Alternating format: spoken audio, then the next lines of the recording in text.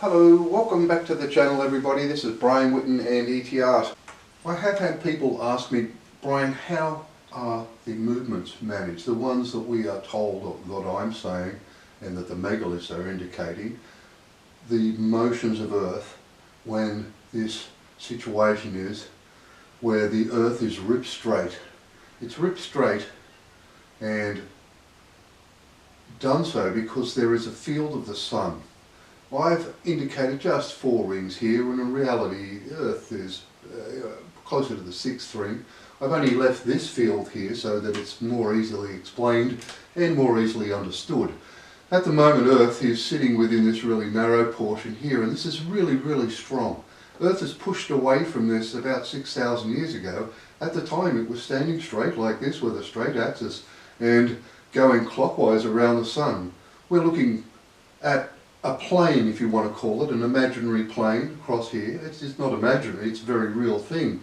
The planet is tilted and skewed to this field, which is why it's never affected during the process of the cycles that it's done around the Sun, or the orbits it's done around the Sun for the last 6,000 years. The plane of rotation of Earth has shifted 180 degrees. This motion that goes like so, in other words, that Earth is moving around our plane here, the plane of rotation has shifted like that, 180 degrees. The result is that when it gets back over here, it's going to be picked up by this plane. It runs not crisscrossing this, but parallel to, and it falls within a, within an angle where this skew angle is no longer, it falls within tolerance, and the plane is picked up by this very narrow portion. It is ripped straight, its speed to a 16-hour day. The last movement is a thrust upwards of about 8,000 miles, and the core is grabbed by this plane, and the top of the planet flies into space, and the planet is totally smashed apart. That's what the outcome would be. So there's 4 movements: the straightening of the axis, the rotational speed, the speed through space, and this upward thrust have all got to be dealt with. I will explain very quickly how I am being told in their message how that is dealt with. Okay, so I'll go one by one. The first movement is the straightening of the Earth's axis. They do that by doing the following. Now, I've shown you this diagram before, and as most things do, the messages contain more than one message. I won't go all the way through this and how these 4 points are obtained, but near enough to say that that's the silver pillar that we saw at Utah. I'll insert a picture for you. This is the Roswell Corona UFO incident, and my last video covers this, and my last few videos covers this in depth, so I'm not going to spend a lot of time there. This point here is 6,888 kilometers from Paracas. It's partly to do with the penalty, and this here, albeit seem to guess, like I said, it's not. It's 876 kilometers from the finger of that one, which is the biggest lake, to the western side of the biggest lake, to the western side of the smallest lake, going through Detroit. We're going through Detroit because this is telling us down here, this Roswell incident, that this was the first interplanetary device used to move between the planets in the solar system of our origin. So we're talking here that this evolutionary path, be from here to here, is something in the order of 670 million years. And we've covered this, that the ability to move between the planets and have planetary, levitation, planetary manipulation, all such things, was happening 200 million years ago, when the galaxy that we're in was on the other side of the black hole at its centre. In other words, a black hole, with it's currently in the middle of our galaxy, was in actual fact the reason why all this is the way it is. It's caused a big problem. What I want to do first of all is say to you that that does not just mean that. That there is an area of mass, it has more than one meaning. It is also an area of land. It is locked in here. It can be fed through tunnels that crisscross like so, underneath the landmass, down close to the crust of Earth, applied the pressure of the depth of the ocean, and the landmass lifts off the Earth's crust. Soon as it does that, it doesn't have to go anywhere. It only needs to be lifted about a foot off the crust. That's far. Soon as it floats that far above the crust of Earth, the full mass of that is spread evenly on the ocean. That, not just this one, but there was probably other places on Earth where the very same thing will happen. The balancing and the balance and moving of this landmass like so will lift the planet slowly like this, and the axis will start to come up. We will be within those fields, the field we're in, when this happens. I would expect this to be the case. Okay? And I'm absolutely certain of that.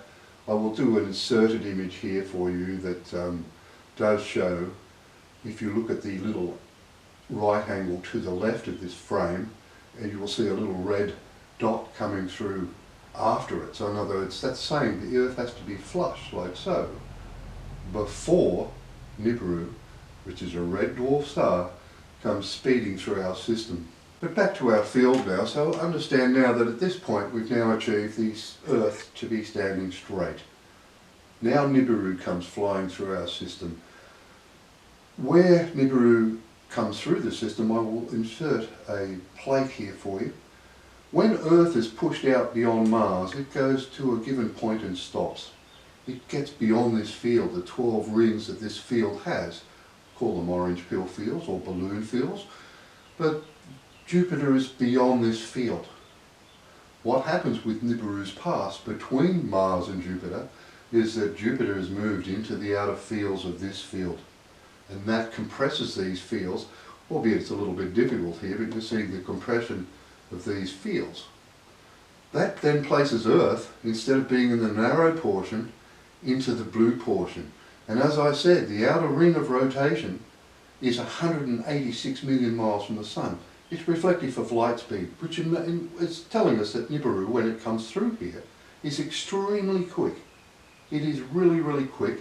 The same thing that's going to happen here, the other thing that's going to happen when Nibiru does pass is there will be a cube parked in front of the Sun with one of the points of the cube pointing at the activity that happens the other side of the Sun. And that's done to stop what would be an absolutely worldwide catastrophe caused similar to what we see with Tunguska. And that is an event that happened in Russia in 1908. I believe the 30th of June or something. And I've had things wrong and right before. That was one of the things I got wrong in respect to dates of when I thought things were going to happen. But then I was understanding that everybody on Earth that's still left here is going to need the lesson that I've been given, being awakened by certain things. I won't go through all that again either. But we've now counted for this motion upwards. We now, after Nibiru's pass and the protection of Earth by the cube that places in front of the Sun, and that's why the people in the Middle East walk around a cube in Mecca. That's a big black one for a reason. And that's a reason why you've had the concept put in your head from a Star Wars movie that the cube and the people on it are a danger to men and women on Earth. They're a danger to only the bad guys that live on this planet. I can assure you, the ones that carry out these behaviour with little children and the sacrificing of children and the drinking of their blood and eating of their flesh and such things. But here, and we come back to here now, our planet, instead of being in this really narrow portion which would rip it upwards, we're now sitting in this. And this is instantaneous, it just goes bang. It happens that quickly. And because Earth is protected from the activity over the other side of the Sun, we then avoid any catastrophe that, like I said, would be a worldwide catastrophe like Tunguska. We now sit within these fields. It's the same field, spinning in the same direction, but it is far weaker in these portions here than it is here. So therefore, it then starts gradually to move the mass of Earth. So Nibiru's gone, Jupiter's closer to the Sun, these fields are compressed, and then the Earth will gradually start to increase in speed.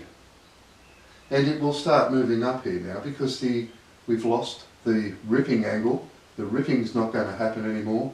The skew angle is no longer a relevant thing.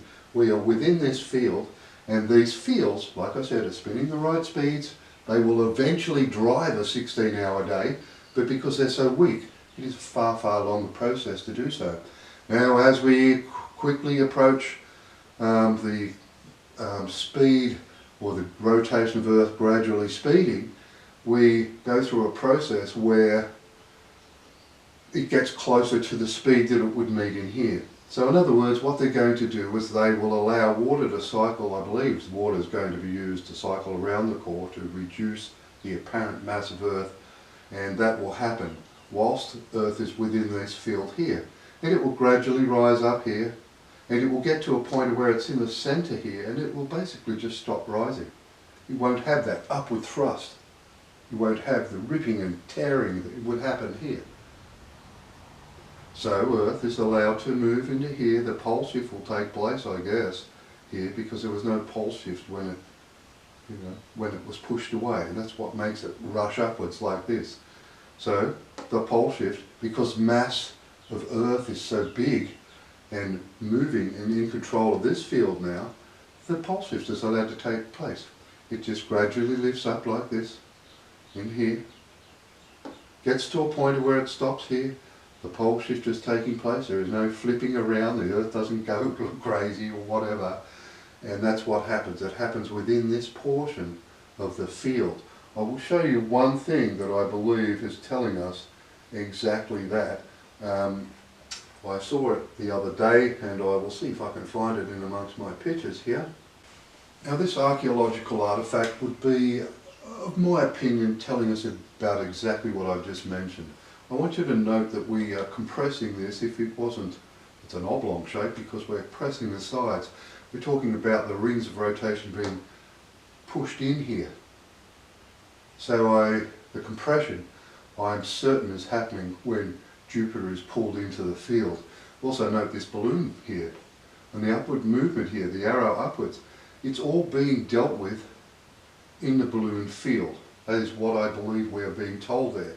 If I go back to my diagram again and say, okay, well, now that we're sitting within the balloon field portion, all these movements, the remaining movements other than the straightening axis, are dealt with here, even the speed through space, because this field is spinning anti-clockwise. So it's going to control the speed through space, the speed of rotation, and the upward thrust is now gone. The lift will just occur very naturally in here. The Earth will lift up, and all three the remaining are dealt with here. We will see the core of Earth being water cycle around the inside of Earth to lessen the mass, so that once it starts to reach the speeds that it would otherwise have in here, they then cycle this water around the core.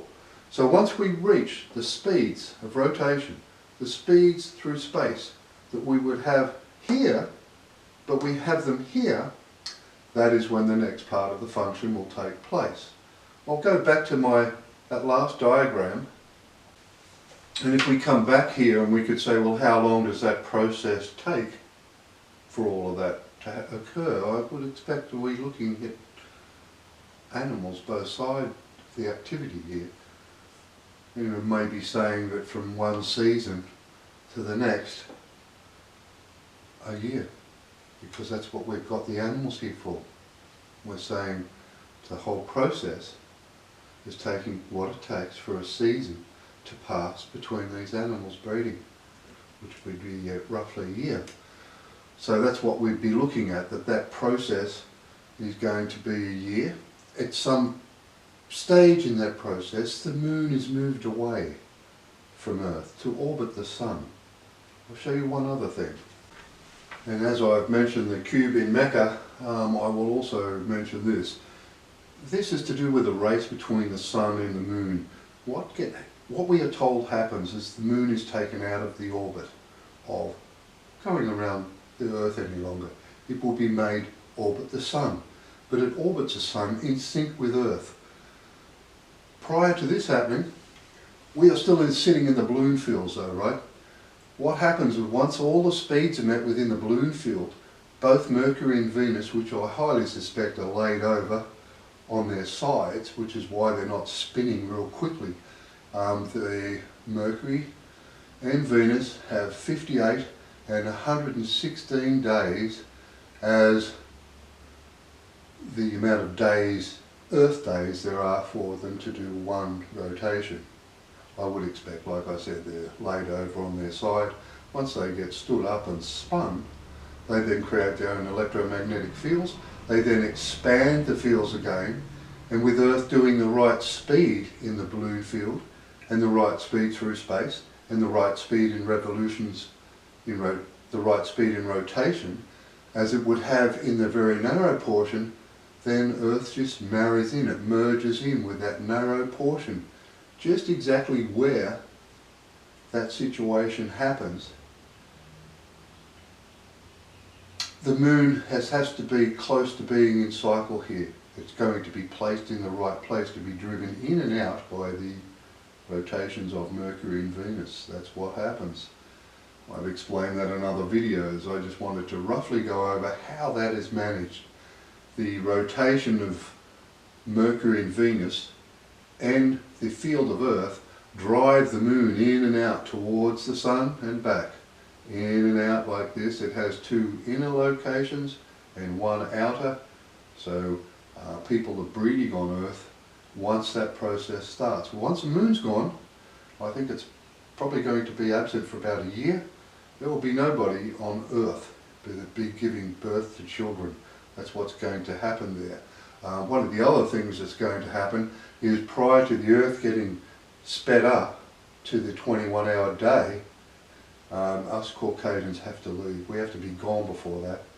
And the reason is that we suffer the pains and agonies that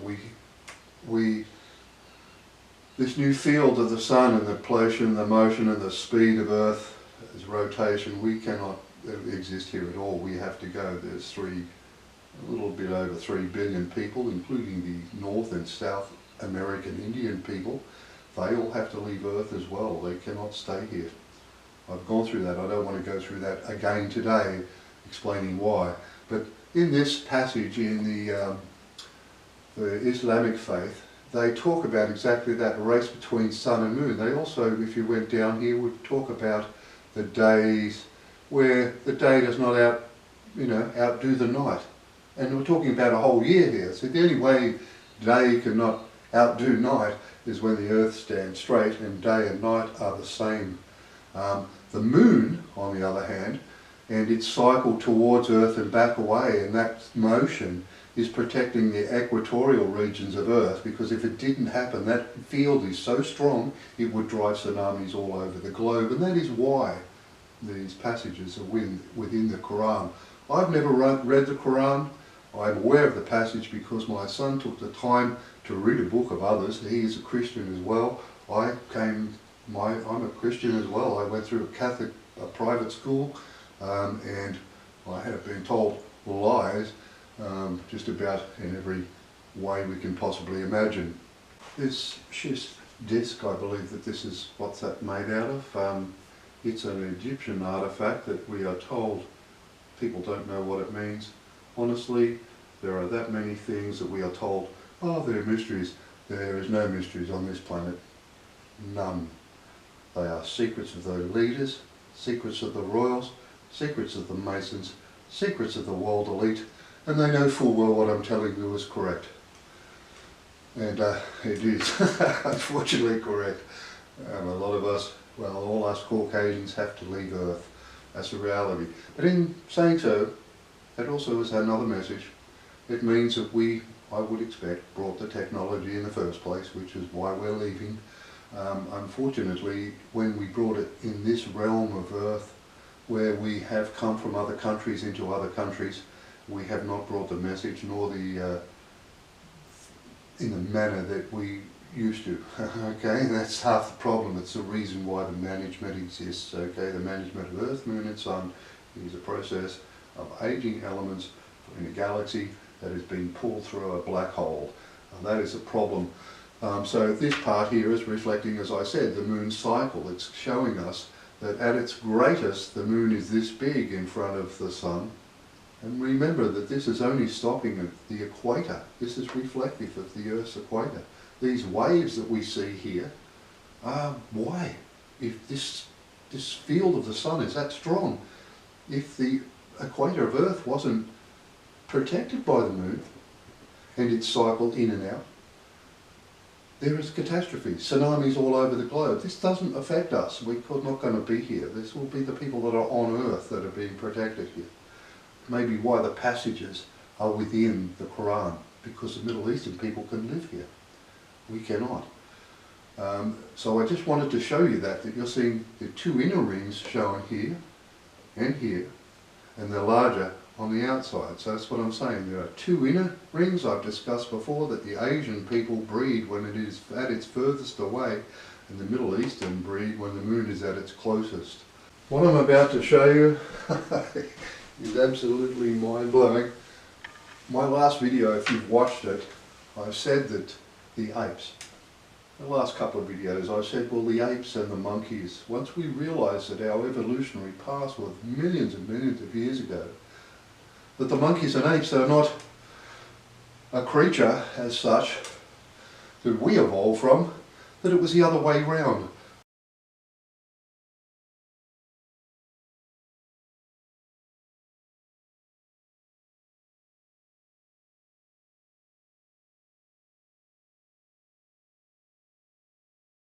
Those of you who haven't watched my channel to this point in time, our history is written all over these river rocks. They are not natural, they are created and manufactured and placed where they are, and they have our history written all over them. And how it is that I can pick up a rock and it has the next part of the story on that is just beyond me. I do not understand. I do understand their capabilities in time travel and all such things, but it is really quite amazing. And I also see that this line here, between the face that we see here and the monkey, I'll start the video off shortly so you can see this more clearly, that it's definite, it's bang, it's instantaneous, and that's what I'm saying. I didn't know whether this birth issue was something that happened over hundreds of years. I would expect, in the way this diagram is showing us, that it's bang, instantaneous thing, and that was the problem we had to have. Problem was there was a lot of I guess, population here that had given birth at the time. I'll just let you watch this because it really is quite an amazing. As I've said before, I put the rock under here, I focus, I then start moving the light up and down, initially moving up and down on the microscope, and then at times I'll turn it off and then use an external light source to reveal some of the messages. And I want you to note that when you see this being, he's got this arched, he's still got his attachment to the reptiles or whatever it was. I would expect some sort of bird creature, something of that nature. Note the monkey that's coming up in here. That's what we're seeing here. It's a monkey. He's saying to you, we had a crested head. I'll insert another picture here for you. And I want you to look at what you're seeing here. It's a crested-headed being. So what I want to say there is what we're seeing at this very moment is we see this become a monkey, turns into a monkey, and you can see the monkey here. So he's saying to us it was an instantaneous thing. Certainly we have Neanderthal in all of us, but just an impossibility if in actual fact, as I said, we evolved on different planets in a binary star system, which is what the story is. That's why the Caucasian people have to leave. We cannot exist within the environment that Earth is going to go into, whilst others can.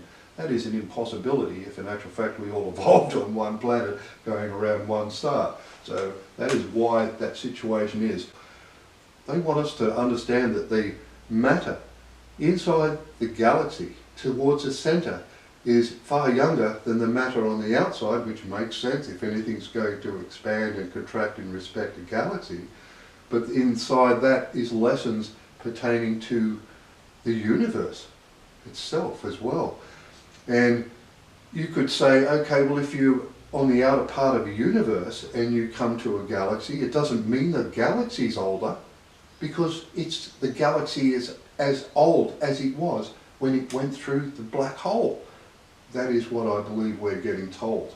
Without doubt, I believe that there is lessons within the fields of the sun that I've just shown you, the balloon fields, that they are telling us the galaxy sort of operates, or I should say the universe, operates in a very similar manner. But a galaxy, further out in the universe doesn't mean it's an older matter. The matter can be as young as it is from the last time it went through a black hole. And it could be sitting alongside a galaxy that's some billions of years old. The next galaxy could be billions of years old, whilst the galaxy you've just left from could be, in our case, 33 million years old, which is how old they're telling us our side of the black hole is. 33 million years. And this whole process is to age the elements within the solar system as we populate. That's what the process is. Most of the reason I made this video today was because I've had in my mind a question. I've had a lot of questions in my mind over the last 4 years, far too many. But anyway, this, and I've shown this to you before, is the star array. In other words, the star in the solar system, our star, our sun, is going to change its process within this 337,000 year solar array, aging the star that they take on here. And our sun has moved from what was once a penalty planet, or penalty star, where the planets were serving these people, the Paracas skulls and all such things that we've gone through, the long periods of time, the penalty people that find this behaviour and still persist when they know the truth. They go to planets that go around this star. It's not a very pleasant thing. I've covered that in other videos. We won't go through it again. But what we will do is say that we've been told that our star and its function within the array is changing, and we're moving out here. So the people that stay on Earth, the function becomes here. We'll also note that the red dwarf stars, there are 3 cycling each leg of here. The people that stay on Earth will become the star that functions too. And I said to myself, well, I've been thinking, where the hell's this star come from? There was questions I didn't have answered. And I had them answered. That's the reason why I made this video. I actually, not just that rock, I got a handful of rocks off the beach the other day. Strangely enough, there was another couple there, and I say a couple, it was a man and a woman. They'd gone fishing in the same place that myself and my son had. The woman had gathered some rocks off the beach, and her and her husband had left prior to us leaving, and I noticed her pile of rocks there. She put about a dozen or so there, and I just picked a handful of them up, the ones I thought looked nicer. That's where these images come from. The 2 answers to the 2 questions have come from picking up the rocks that she had in actual fact put on the beach. So that's actually what happened. I think I may have picked one of them up myself further down the beach. So I had this question, what's going on here? Where's this star come from? And I will show you another video now of another rock, and I'll show you a picture of the rock. It's very important because it was a red and white rock. That's what I just said to you. The people that are leaving are the Caucasians and the people of the Indians. The Indians from North and South America, which we call the Red Indians as such. And yet the rock itself was red and white. So I'll insert a picture of the rock here for you so you can see the rock, and I'll now show you the video that comes from that rock. Now before I show you the rock video, I want to come back very quickly and cover what we were told from the pyramid, and what I discussed with you last time was that the ratio we're seeing between 33 and the 48 minute in total time it took to tilt the Earth's axis and send it on its way was another lesson. And the return here of 33 minutes for it to stand up straight is also reflective of the action. The speed and timing here and the location of both the King's and Queen's chamber here was not in the right place here. For 33 minutes, this is quite a big back here for this thrust upwards that we get told. And the thrust in the first place upwards is very small, yes, but it happens over here, not here. So I'm saying to you what we were getting told here, that as much as the galaxies move through, there are still people living on the other side that haven't come through yet. They're obviously really highly intelligent beings. Okay, so the process here is that we're saying that there's a quarter of the mass of the galaxy still on the other side of the black hole, and it is still habit. There are still habitants there, people still living there. I'm not saying they don't come over here and live here, and there aren't other star systems within the galaxy on this side of very highly advanced people. I'm not saying they don't exist here. I'm merely saying there are people still on the other side of the black hole, and still highly intelligent people, and we're looking at many millions of years in actual fact, because I believe the 33 that we're getting told here in minutes is in actual fact reflective of the amount of millions of years it's taken to pull the galaxy through. It's not a fast process. It's taken 33 million years to get as much of the galaxy as we've got through the black hole on this side. We expect the period of time for the rest of it to be 48 million. We're getting told something else here, and what I wanted you to understand, first of all, that there are still people existing on the other side of the black hole. They are highly intelligent people, as are, I would imagine, many other star systems within our own galaxy on this side. However, there's a few things we're being told here as well, and that is a period of time. And I'll show you the video, and I will show you what happens in it, and where we are in relation to that solar cycle. This 337,000 year solar cycle, we are 176,000 years into that cycle. I want to show you something on that video. I'll show the rock video and then we'll discuss a little bit more. Now, one last piece of information I want to do before I do show you the video is I've also shown you this before, and I had a little question mark here. I will insert this picture for you so you get it nice and clearly now. And back to our TV, and see this circled portion here had a question mark, and these stars here, though 3 here, 1 here and 2 here, were exactly the same as a star array. And I realised this some time back and understood what it meant. Once again, I've not misread the story, but I've got some of it, not quite all of it. We have our alien figure standing right here. This side here, that part, is Elvis Presley. I will do an insert for you. You can see on his sleeve circled is the E, and on his collar up here is the P. The E is far bigger because his name, he travels by his first name, Elvis, which is why the E is bigger. And his date of death was in actual fact on the 16th of the 8th. So I actually thought something was going to happen only a couple of weeks ago. And by the motions of what's happening on the Earth at the moment, I wouldn't be surprised if something is happening. There is a few people that have now know what the penalty is, and many thousands of years on a planet getting chased by dinosaurs and ravenous humans that want to eat flesh of humans. Well, it's not a good place to be. I wanted to just show you that because the question mark I read here is all the stars, when in reality it was saying exactly as I said before, question this star. Where's it coming from? Who is Elvis Presley? He's not a modern day star, is he? He's what you will call an old star. That is what I misread in this image. They are talking about an old star. Now I'll go on with the video.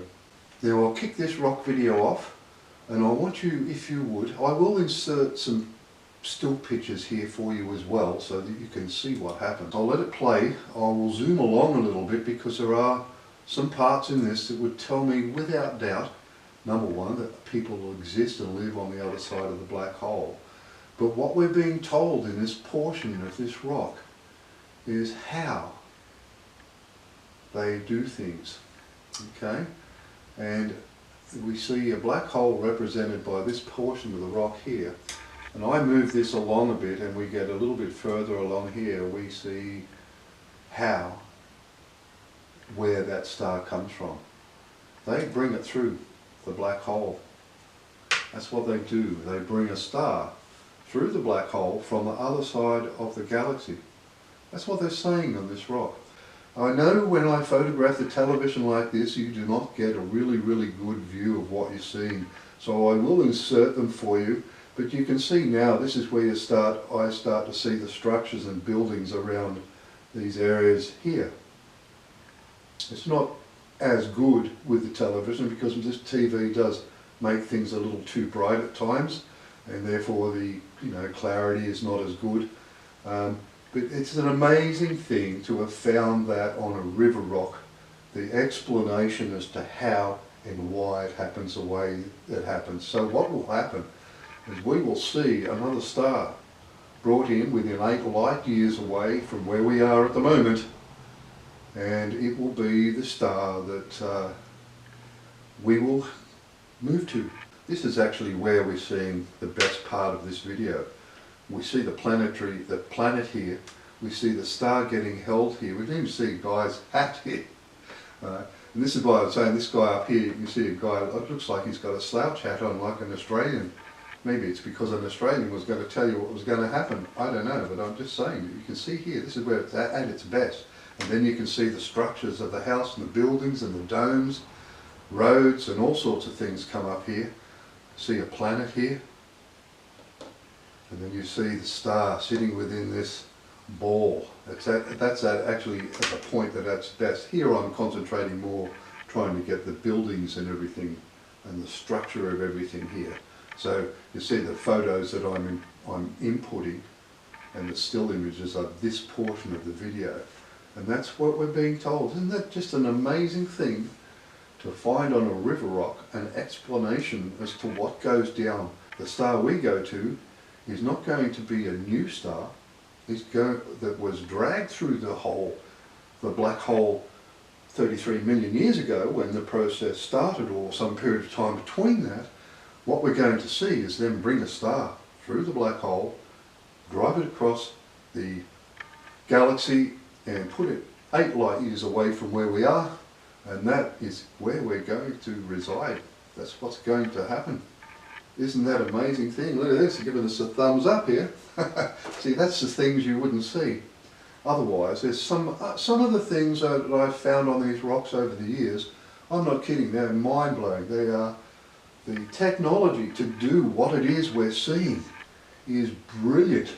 Yeah, so if we watch here and just observe what we're seeing, it truly is amazing. Some of the things that I found on the river rocks, an explanation as to what's gone on in the earth over the last 4 years, hundreds of years, millions of years. The history of what we have been told and what we have been left here written on the river rocks is mind-blowing. I am very privileged to have been given the right to give you the message. And like I said, I'm nobody special, I'm just a person. I've had an interest in a lot of things that were said to be mysteries, but in reality now I can tell you that the mysteries of Earth are no mysteries. There are people in America, in the Congress, discussing UFOs. Once again, they sat there for months and months and months and failed to tell you the truth yet again. I think I'll finish the video there today. I might even clip this on depending whether or not the images come out here very well, whether they're nice and clear. If they are, I will leave it as such, but if not, I will add this video at the end so that you get it as well as the pictures and understand the message is here for a very good reason.